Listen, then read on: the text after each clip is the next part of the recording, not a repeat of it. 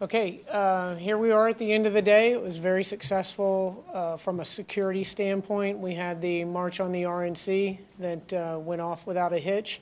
And then we had an unplanned event earlier this afternoon where a group marched into the downtown area from the tents that are known as Romneyville. They marched over, ended up at Kennedy and Tampa, where a group sat down in the middle of the intersection, and they were advised to get up and move into the park. They didn't want to do that. So Assistant Chief John Bennett went over there, got down, spoke to them, advised them that the route that they were blocking, specifically Kennedy Boulevard, was a route to the local hospital, and that it was also the way home for the majority of the people downtown. And if they could please move over into the park, and they actually got up and moved over into the park. So that was very successful.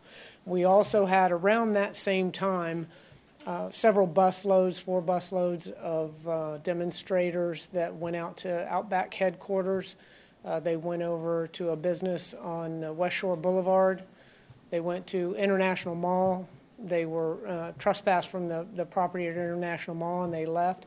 And then they went down to the Ybor City area and protested in front of the Columbia restaurant. And we allowed them to march down 7th Avenue to a church in the 1300 block of East 7th Avenue. And that went off very, very peacefully as well. And I can say that I couldn't be any prouder of the officers that are working this event. Just goes to show what I knew all along, that the law enforcement officers in the state of Florida are by far the most professional in the nation, and they demonstrated that today. The event out at Kennedy and Tampa, there were several individuals that came up and tried to bait the officers into action and were taunting them, and the officers showed a great deal of patience and restraint and professionalism and did not respond to those taunts. So the officers did a great job today, and that's what we would expect to see the next 3 days as well. So everything went off as planned today. There were a number of marches throughout the downtown area. We did make one arrest of an individual. There was a group that had masks on. We told them that those were not allowed in the event zone, to take those off. They were warned several times.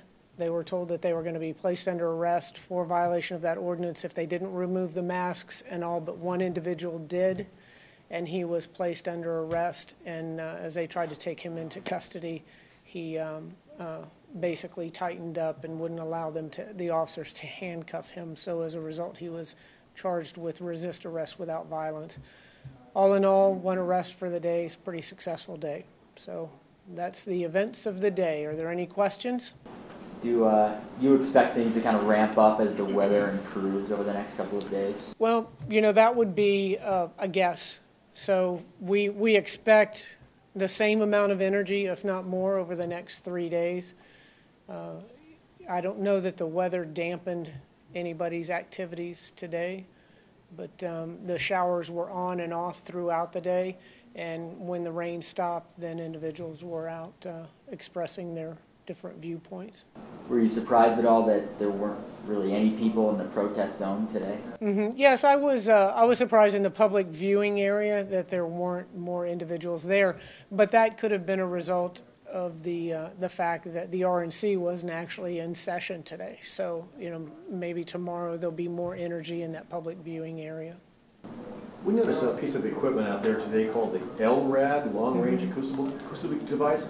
Can you kind of describe how that works? Yes, we purchased that. One of the things that we did in our research of some of the other large events was that a key to a successful event is communication, and the ability for officers to communicate, especially in energized situations, in marching situations, public viewing areas, with a multitude of people. And some of the other areas that we look to, the videotapes and things that they had where officers were giving instruction to the crowds, they couldn't hear them. So as a result, we looked at a piece of equipment, the LRAD, that basically is able to project sound very, very effectively. And so everyone in the group or in the area will be able to hear the lawful instructions that are given to them. And we felt that that was key. And so we purchased, as a result, we purchased the LRAD system. Is it also an offensive type device that can repel people? It has a sound component to it that is used for crowd dispersal, but we have no intention of using that. And the issue for us, the sticking point, is that we weren't able to buy this piece that is so effective in communicating with large groups without that sound component, but we have no intention of using that. Why the officers in riot gear today for the Kennedy kind of? We drew the line at that particular location. The crowd wanted to go over south, which would have gotten into the secure zone where they were doing the security sweeps and so forth. And we were trying to keep them basically out of that intersection and out of that security area. And they were offered the Likes Park that was wide open at that time, and they said that they had no intentions of going into Likes Park.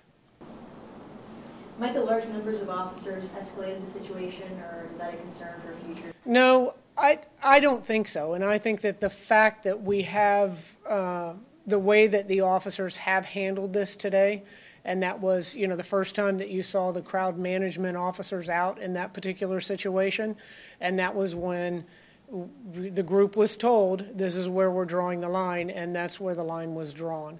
And that's the way we intend to conduct ourselves throughout these next 3 days. Were you utilizing the LRAD to inform the protesters about the weather conditions? Someone came up with an amazing idea to do weather reports via the LRAD system. And again, we thought that going into this that the heat would be the biggest issue, specifically or especially the biggest weather issue. We didn't foresee the tropical storm, but it has been very, very beneficial to be able to alert the crowds to the changing weather. For example, we went over into the tornado warning this afternoon, and there actually was a tornado that touched down in the Hookers Point area. So we're able to communicate that to the group, and that's been very beneficial. One of the issues today that I discussed earlier was water. A lot of the people on the parade route didn't know where the water stations were, and as a result, we delivered water to the demonstrators, and we plan to continue doing that as well, especially as the sun comes out in the next couple of days. The heat will again become an issue. I heard reports that there were mysterious bottles found on a rooftop in Ybor City. There were bottles found on a rooftop in Ybor City, and they were checked out, and they could have been there to be used as weapons, but they could have just been thrown up there. But there were a number of bottles that were on top of a business down in Ybor City, and we removed those, just as we have in the days leading up to the convention. We've removed a lot of debris from the downtown area.